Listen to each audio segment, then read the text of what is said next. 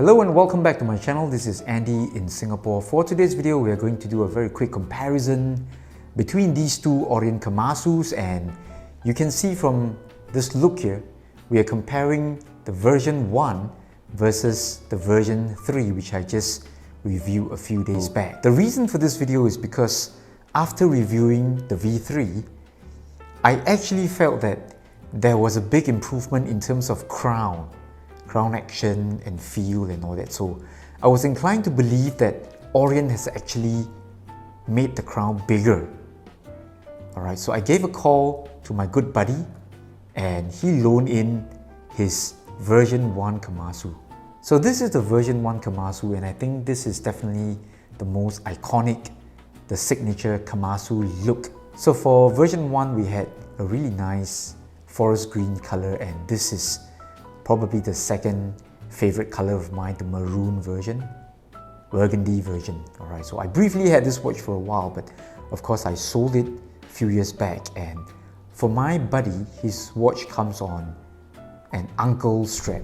Alright, so I'm gonna do a really quick comparison between the version 1 and the version 3, which came in on loan from our boutique. So obviously between V1 and V3, we're looking at very different dial design and dial layouts. Okay, so version 1, we've got the very typical stick markers, I think, and we've got triangle for 12 o'clock marker, and of course we have this handset here, which I believe is unique to the Kamasu. And on the version 3 here, we've got a bi-colored bezel. We've also got some numerals applied on the dial here. So this is the first time we're seeing a Kamasu with Arabic numbers on the dial. Alright, so we've also got shorter and smaller markers over here. So have a look. Alright, in terms of size and design of the hour markers, V3 is actually smaller, so you've got more blank space on its dial, and more importantly, the handsets, they are very different on these two watches. Alright, so just one look and you can tell that, you know, they've moved away from the signature Kamasu handset. So over here we've got this sword style hand, which is very similar to the earlier Omegas, and of course I think for the Seiko they're using the same handset, sort of a broadsword type of hands. And on top of the differences in terms of design, in terms of size and length, they're also very different. So I very much prefer V1 because I feel that the minutes hand obviously is longer.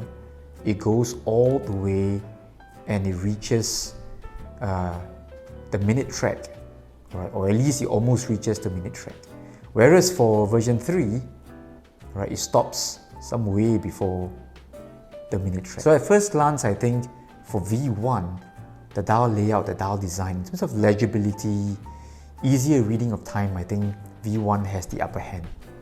For these two watches, in terms of build quality, in terms of design, everything is identical, right? We've got the same case design, same build quality with polished case sides. The bezel here is sloped upwards or inwards, thereby giving you a smaller look, alright, or the feeling that this watch is smaller than what the specs would suggest. So this is essentially a 42mm watch, but it feels and it wears more like a 40 or 41mm due to this, you know, sloping inwards towards the sapphire crystal. And now with the lens zoom in just very slightly, I'm going to talk to you on the biggest change I feel Orient has put on the Kamasu. Just have a look at both their crowns here, alright? Now, on my right here, the V3, upon reviewing the watch, I initially thought that they have, you know, made the crown bigger, right? But I was wrong, alright? So, in actual measurement using my calipers, the crown sizes are exactly the same, just a hair under 6mm. But in terms of feel, it's very different, alright? The V3 here feels much better with a better grip, and this is all because of the knurling they have done to the crown here. Okay, so I'm not going to zoom. So over here you can definitely see that there's more texturing, more knurling going on the crown of the V3 as compared to the V1.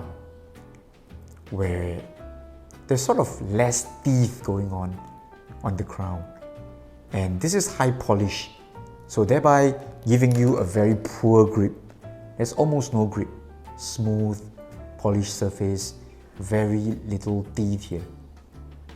Let me see if I can zoom in the lens just a bit more to show you what I'm talking about. So, alright, so just forgive all the weird zooming in as I do that. So have a look here. There is very little knurling as compared to version 3. This is version 3, you're seeing much more knurling, and as a result there's better grip. In terms of size, they are both the same, around 5.8, 5.9 millimeters. Still a very small crown. The rethreading action is not the best, but I must share with you that Orient has indeed improved the crown action on the latest version of the Kamasu. You can actually see that there is more length or real estate surface here on the new version of the Kamasu. So I would say this is a very positive move on Orient's part.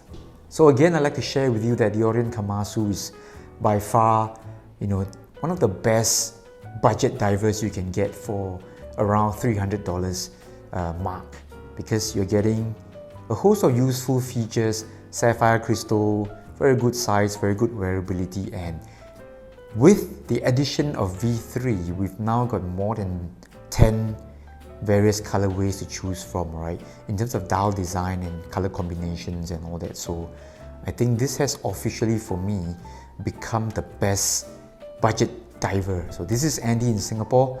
I'll see you next week for more watch review videos. Bye.